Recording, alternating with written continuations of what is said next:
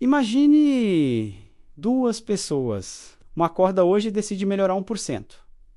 Não muda de vida, não muda de carreira, não posta frase motivacional. Só melhora 1%. A outra acorda e decide não piorar. Fica exatamente como está. Agora, pausa aqui. Porque a diferença entre essas duas pessoas não aparece amanhã, nem na próxima semana. Ela aparece quando já é tarde demais para copiar. Essa é a parte desconfortável. A regra de 1% parece pequena demais para importar. E é exatamente por isso que quase todo mundo a ignora. Vivemos um momento curioso. Nunca se falou tanto de dinheiro, nunca se prometeu tanto retorno e, paradoxalmente, nunca foi tão raro enriquecer de forma consistente. Todo mundo quer o salto, o trade perfeito. A criptomoeda que explode, o negócio que muda tudo em 6 meses. Mas a verdade é outra. A riqueza real raramente nasce de explosões. Ela nasce de acumulações silenciosas. E é aí que a regra de 1% entra. Não como motivação, mas como mecanismo. A ideia é simples, quase ofensivamente simples. Melhorar 1% por dia. Em qualquer coisa que tenha efeito composto, renda, conhecimento, habilidade, capital, disciplina. O problema é que o cérebro humano odeia isso, porque 1% não dá dopamina, não dá história para contar, não dá print para postar e, principalmente, não dá sensação de urgência. Mas a matemática não liga para sentimentos, ela só executa. Vamos tirar o romantismo disso. Se você melhora 1% ao dia durante um ano, você não fica 365% melhor. Você fica cerca de 37 vezes melhor. Não é uma metáfora, é matemática. Agora vem a parte que ninguém gosta de ouvir. Se você piora 1% ao dia, em um ano você basicamente zera. Não explode, não quebra de repente, só desaparece. É assim que a maioria das pessoas perde dinheiro. Não em grandes erros, mas em pequenas decisões repetidas. E aqui entra o primeiro choque de realidade. A regra de 1% não funciona para tudo. Ela só funciona para sistemas e quase ninguém constrói sistemas. As pessoas perseguem eventos. Um trade, um lançamento, um salário maior, um bônus. Eventos são barulhentos. Sistemas são entediantes. Mas a riqueza mora nos sistemas. Um sistema de poupança automática, um sistema de investimento recorrente, um sistema de aprendizado contínuo, um sistema de controle de gastos, um sistema de aumento gradual de renda. Nada disso vira manchete, nada disso viraliza, mas tudo isso acumula. Agora vamos falar do erro clássico. A maioria ouve 1% ao dia e pensa em esforço, mais horas, mais sacrifício, mais dor. Não é sobre isso, é sobre fricção. A regra de 1% funciona melhor quando você remove obstáculos, não quando você adiciona heroísmo. Se investir é difícil, você não investe. Se estudar é cansativo, você para.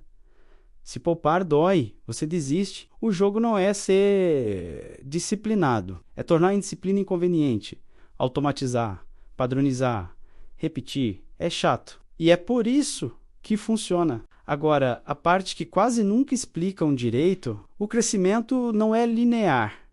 Ele engana no começo. Nos primeiros meses, parece que nada está acontecendo. Você melhora, investe, aprende. E o resultado é ridiculamente pequeno. Essa fase elimina 90% das pessoas. Elas concluem que isso não funciona. Não porque testaram, mas porque não aguentaram esperar. A regra de 1% só mostra sua força depois do ponto de inflexão. E esse ponto não avisa quando chega. É aí que o jogo muda. De repente, o que era imperceptível vira inevitável. Isso cria uma distorção perigosa. Quando você vê alguém rico, você vê o resultado final. Não vê os anos invisíveis. Você chama de sorte, de timing, de privilégio, raramente chama de consistência. Agora vamos ser ainda mais céticos. A regra de 1% também pode trabalhar contra você e quase sempre trabalha 1% a mais de gasto, 1% a menos de atenção, 1% a mais de dívida, 1% a menos de aprendizado. Nada disso dói hoje, mas tudo isso cobra juros amanhã. Essa é a matemática desconfortável, o mesmo mecanismo que cria riqueza, cria decadência, sem moral, sem julgamento, só causa e efeito. E aqui entra o contraste com o hype moderno. O hype vem de atalhos. A regra de 1% exige paciência. O hype promete velocidade. A regra de 1% entrega inevitabilidade. O hype depende de timing perfeito. A regra de 1% depende de sobrevivência. Quem sobrevive mais tempo no jogo, ganha. Simples assim. Agora, vamos ampliar o risco. O maior perigo da regra de 1% não é ela falhar, é ela funcionar lentamente demais para um mundo ansioso. Você vive num ambiente desenhado para distração, para consumo, para gratificação imediata. A regra de 1% exige algo quase subversivo hoje, continuar mesmo sem aplauso.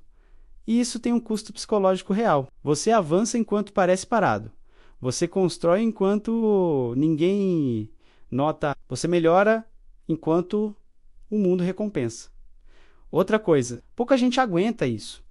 E talvez esse seja o verdadeiro filtro. Não inteligência, não dinheiro inicial, mas tolerância ao tédio. Agora, a pergunta incômoda. Se a regra de 1% é tão poderosa, por que não vemos todo mundo rico? Porque ela não falha por complexidade. Ela falha por abandono. As pessoas não quebram o sistema.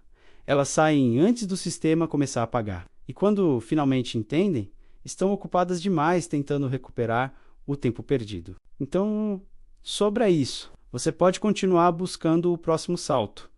Ou pode aceitar o crescimento invisível. Você pode tentar parecer rico rápido. Ou pode se tornar rico devagar. A regra de 1% não promete emoção. Ela promete consequência. E a questão final não é se ela funciona. A matemática já respondeu isso. A questão é outra. Você consegue continuar melhorando quando ninguém está olhando, quando o resultado ainda não apareceu e quando seria muito mais fácil desistir. Essa é a única parte que não pode ser automatizada. Obrigado por assistir. E se você gostou dessa reflexão, se inscreva para mais conteúdos como este.